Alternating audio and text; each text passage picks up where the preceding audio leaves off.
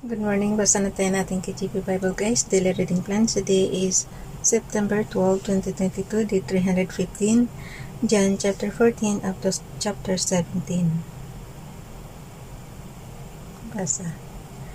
John chapter 14. Let not your heart be troubled. Ye believe in God, believe also in me. In my Father's house are many mansions. If it were not so, I would have told you. I go to prepare a place for you. And if I go and prepare a place for you, I will come again and receive you unto myself, that where I am, there ye may be also. And whither I go ye know, and the way ye know. Verse 5, Thomas said unto him, Lord, we know not whither thou goest, and how can we know the way? Jesus said unto him, I am the way, the truth, and the life. No man cometh unto the Father but by me. If ye had known me, ye should have known my Father also. And from henceforth ye know him, and have seen him. Philip said unto him, Lord, shew us the Father, and it sufficeth us. Jesus said unto him, Have I been long time with you, and yet hast thou not known me, Philip? He that hath seen me hath seen the Father. And how sayest thou then, shew us the Father? Believest thou not that I am in the Father, and the Father in me? The words that I speak unto you, I speak not of myself, but the Father that dwelleth in me, he doeth the works. Believe me that I am in the Father, and the Father in me, or else believe me for the very work's sake. Verily, verily, I say unto you, he that believeth on me, the works that I do shall he also, and greater works than these shall he do, because I go unto my Father. And whatsoever ye shall ask in my name, that will I do, that the Father may be glorified in the Son. If ye shall ask anything in my name, I will do it. If ye love me, keep my commandments. And I will pray the Father, and he shall give you another Comforter, that he may abide with you forever, even the Spirit of truth, whom the world cannot receive, because it seeth him not, neither knoweth him, but ye know him, for he dwelleth with you, and shall be in you. Verse 18, I will not leave you comfortless, I will come to you yet a little while, and the world seeth me no more, but ye see me, because I live, ye shall live also. At that day ye shall know that I am in my Father, and ye in me, and I in you. He that hath my commandments and keepeth them, he it is that loveth me, and he that loveth me shall be loved of my Father, and I will love him, and will manifest myself to him. Judas saith unto him, not Iscariot, Lord, how is that thou wilt manifest thyself unto us, and not unto the world? Dalawa kasi ang Judas, guys. Isa yung nag-betray, tsaka isa naman tong another Judas. Verse 22, Judas said unto him, not Iscariot, Lord, how is that thou wilt manifest thyself unto us, and not unto the world? Jesus answered and said unto him, If a man love me, he will keep my words, and my Father will love him, and we will come unto him, and make our abode with him. He that loveth me not keepeth not my sayings, and the word which ye shall hear is not mine, but the Father's which sent me. These things have I spoken unto you, being yet present with you, but the Comforter, which is the Holy Ghost, whom the Father will send in my name, he shall teach you all things, and bring all things to your remembrance, whatsoever I have said unto you. Peace I leave with you, my peace I give unto you, not as the world giveth, give I unto you. Let not your heart be troubled, neither let be afraid. Ye have heard how I said unto you, I go away and come again unto you. If you love me,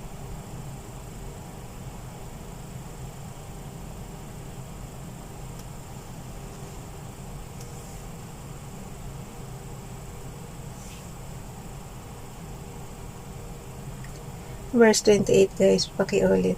Ulitin natin basa. John chapter 14 verse 28, Ye have heard now I said unto you, I go away and come again unto you. If ye love me, ye would rejoice, because I said, I go unto the Father, for my Father is greater than I.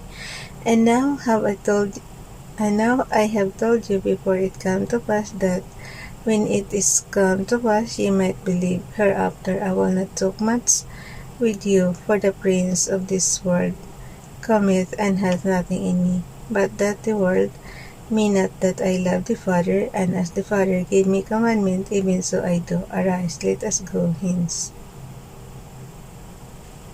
Si Jesus na rin mismo nagsabi, o tingnan mo, yung verse 28.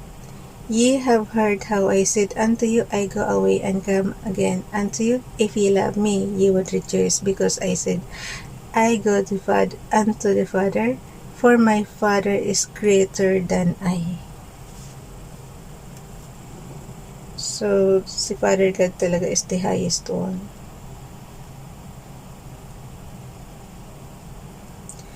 John chapter 15, I am the true vine, and my Father is the husbandman. Every branch in me that beareth not fruit, he taketh away, and every branch that beareth fruit, he purgeth it, that it may bring forth more fruit. Now ye are clean through the word which I have spoken unto you. Abide in me, and in you, and I in you. Verse 4 guys. Abide in me, and I in you, as the branch cannot bear fruit of itself except it abide in the vine, no more can ye except ye abide in me. I am the vine, ye are the branches. He that abideth in me, and I in him, the same bringeth forth much fruit, for without me ye can do nothing. If a man abide not in me, he is cast forth as a branch, and is withered, and men gather them, and cast them into the fire, and they are burned. If ye abide in me, and my words abide in you, ye shall ask that ye will, and it shall be done unto you. Herein is my Father glorified, that ye bear much fruit, so shall ye be my disciples. As the Father hath loved me, so have I loved you. Continue ye in my love. If ye keep my commandments, ye shall abide in my love, even as I have kept my Father's commandments, and abide in his love. These things have I spoken unto you, that my joy might remain in you, and that your joy might be full. This is my commandment, that ye love one another as I have loved you. Greater love hath no man than this, that a man lay down his life for his friends. Ye are my friends, if ye do whatsoever I command you. Henceforth I call you not servants, for the servant knoweth not what his Lord doeth. But I have called you friends, for all things that I have heard of my Father I have made known unto you.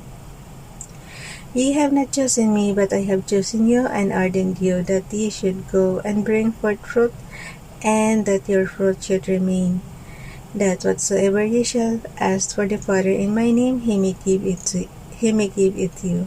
These things I command you, that ye love one another. If the world hate you, ye know that I hated me before it hated you.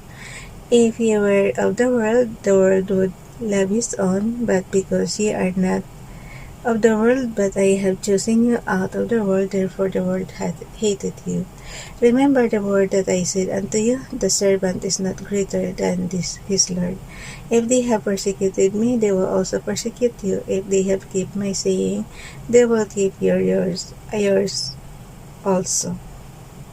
But all these things will they do unto you for my name's sake, because they know not him that sent me. If I had not come and spoken unto them, they had heard.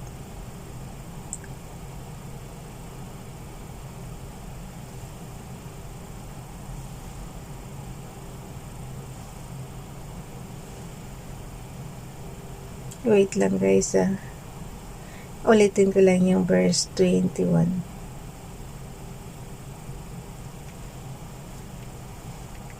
Okay, John 15 verse 21. But all these things will they do unto you for my name's sake, because they know not him that sent me. If I had not come and spoken unto them, they had not had sin, but now they have no cloak for their sin.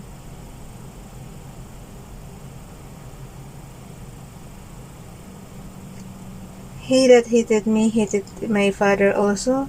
If I had not done among them the works which none other man, they had not had sin. But now have they both sinned and hated both me and my Father. But this cometh to pass, that the word might be fulfilled that is written in the law, they hated me without a cause.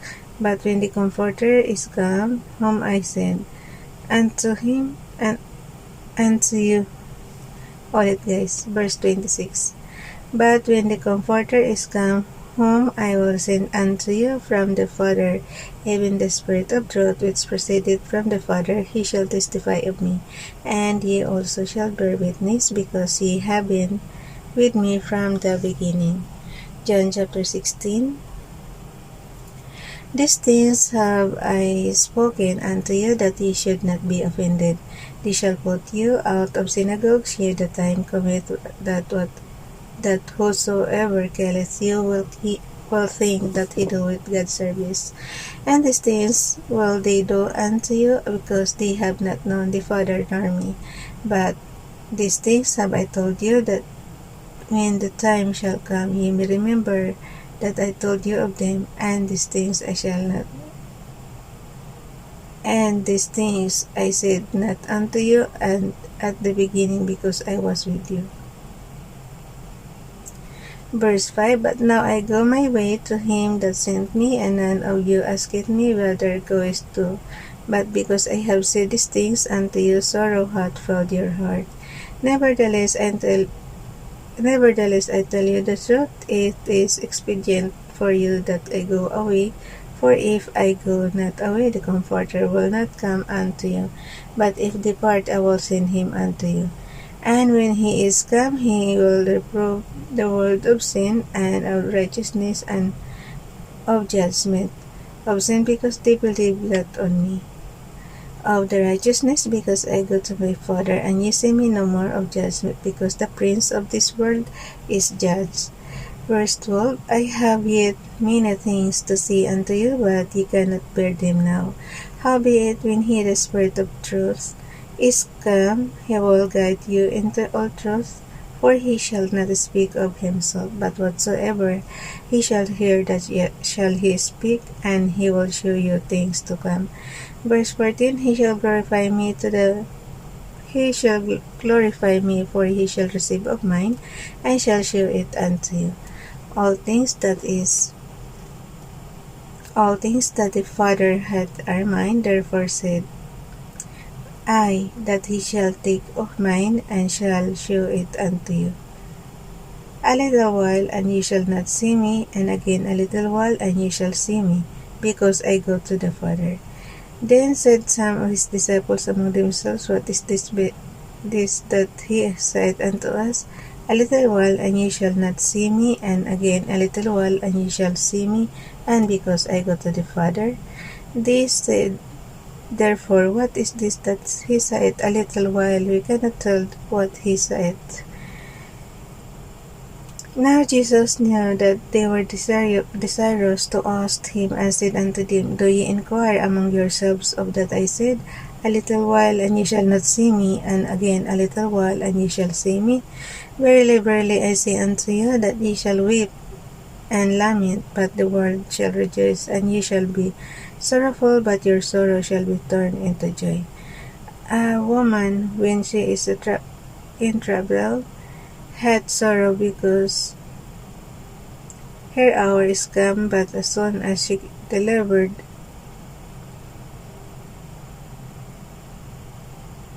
of the child, she remembereth no more the anguish for joy that a man is born into the world.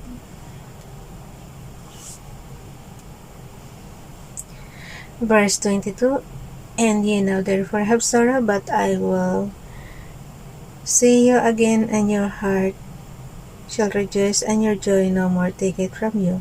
And in that day ye shall ask me nothing. Verily, verily, I say unto you, whatsoever ye shall ask the Father in my name, I will give it you. He will give it you, sorry. Verse 23 guys, tingnan nyo, ang ganda. And in that day ye shall ask me nothing. Verily, verily, I say unto you, whatsoever ye shall ask the Father in my name, He will give it you. So, humiling lang tayo guys. At pagbibigyan tayo. Hitherto have ye asked nothing in my name, ask, and ye shall receive that your joy may be full.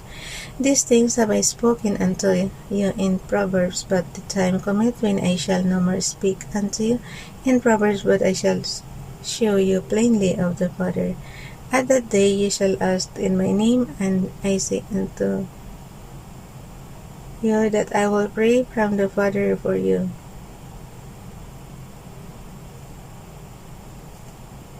Verse 27, For the Father himself loveth you, because ye have loved me, and have believed that I came out from God.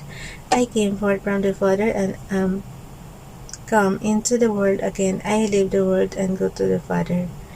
His disciples said unto him, Lo, now speakest thou plainly, and speakest no proverb. No, thou speakest no proverb. Now are we sure that, verse 30 guys,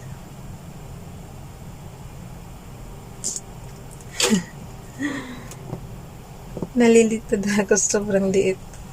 Verse 30, Now are we sure that thou knowest all things, and needest not that any man should ask thee. By this we believe that thou camest forth from God. Jesus answered them, Do ye now believe? Behold, the hour cometh, yea, is now come, that ye shall be scattered every man to his own, and shall leave me alone. And yet I am not alone, because the Father is with me. These things I have spoken unto you, that in me ye might have peace. In the world ye shall have tribulation, but be of good cheer. I have overcome the world. John chapter 17. Last chapter na yata to guys. Daily reading plan. Okay. Chapter 17. Last chapter. John chapter 17. Nababasahin natin ha. These words spake Jesus, and lifted up his eyes to heaven, and said, Father, the hour is come, glorify thy Son, and thy Son also may glorify thee, as thou hast given me him power over all flesh, that he should give eternal life to as many as thou hast given him. And this is life eternal, that they might know thee, the only true God, and Jesus Christ whom thou hast sent. I have glorified thee on the earth. I have finished the work which thou gavest me to do. And now, O Father, glorify thou me with thine own self, with the glory which I had with thee before the world was. I have manifested thy name unto the men which thou gavest me out of the world. Thine they were, and thou gavest them me, and they have kept thy word. Verse 7, Now they have known that all things whatsoever thou hast given me are of thee. For I have given unto them the words which thou gavest me, and they have received them, and have known surely that I came out from thee, and they have believed that thou didst send me. I pray for them, I pray not for the world, but for them which thou hast given me, for they are thine. And all mine are thine, and thine are mine, and I am glorified in them. And now I am no more in the world, but these are in the world, and I come to thee. Holy Father, keep true thine own name, those whom thou hast given me, that they may be one as we are. While I was with them in the world, I kept them in thy name. Those that thou gavest me, I have kept, and none of them is lost, but the son of perdition, that the scripture might be fulfilled. And now come I to thee, And these things I speak in the world, that they might have my joy fulfilled in themselves. I have given them thy word, and the world hath hated them, because they are not of the world, even as I am not of the world. I pray not that thou shouldest take them out of the world, but that thou shouldest keep them from the evil. They are not of the world, even as I am not of the world. Sanctify them through thy truth, thy word is truth. As thou hast sent me into the world, even so I have also sent them into the world. And for their sakes I sanctify myself, that they also might be sanctified through the truth. Neither pray I for this alone, but for them also which shall believe on me through their word. Verse 21. That they all may be one, as thou, Father, art in me, and I in thee, that they also may be one in us, that the world may believe that thou hast sent me, and the glory which thou gavest me I have given them, that they may be one, even as we are one, I in them, and thou in me, that they may be made perfect in one, and that the world may know that thou hast sent me, and hast loved them as thou hast loved me. Father, I will that they also verse 24, guys. Father, I will that they also whom thou hast given me be with me where I am, that they may behold my glory which thou hast given me. For thou lovest me before the foundation of the world. O righteous Father, the world had not known thee, but I have known thee, and these have known that thou hast sent me.